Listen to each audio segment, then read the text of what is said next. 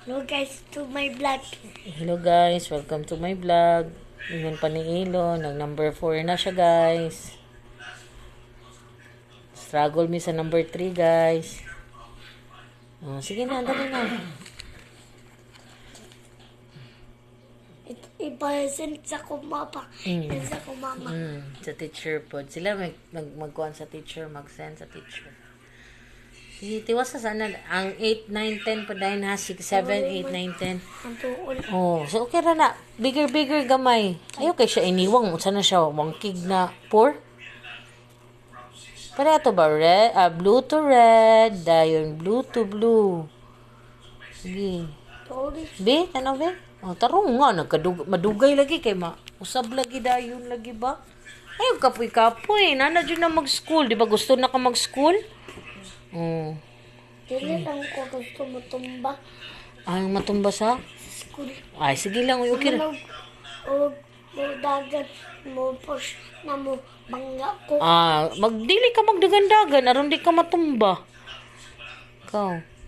Sige. Gusto man ko mag-join. Pwede raman. Okay raman na matumba. Basta dili lang. Very good. Sige, go. Tiwasa. Ay, mag 5 o 6. Kamay na lang. 2, 3. Sige, pwede pa. Nang kaya ni mo, taman. Very good naman si Elon. Gusto na jud mag-school si Elon, no? Gusto na ka mag-school nun? Sunod, mag-read dayon ta ha. Para to kung gi-stitch siya imo ha ba? Tong 3 letters lang ha. Basta mamanta sa numbers ha. Okay ra na. Sige, tambok-tambok. Okay ra na. Tambok-tambok ka lang kamay. Pare sa imo ha. Ikaw po. Si Papa Bod. Sige na. Sa 5, struggle na punta sa 5 ani.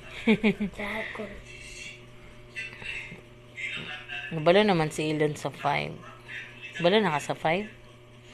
Ayaw kay tambuka yung tummy sa 5. Uy, dili hard. That is the easiest number. Humana. Ay, isa na lang. Wala pa.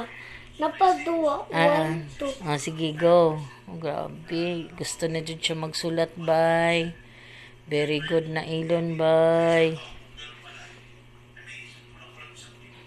Number 5.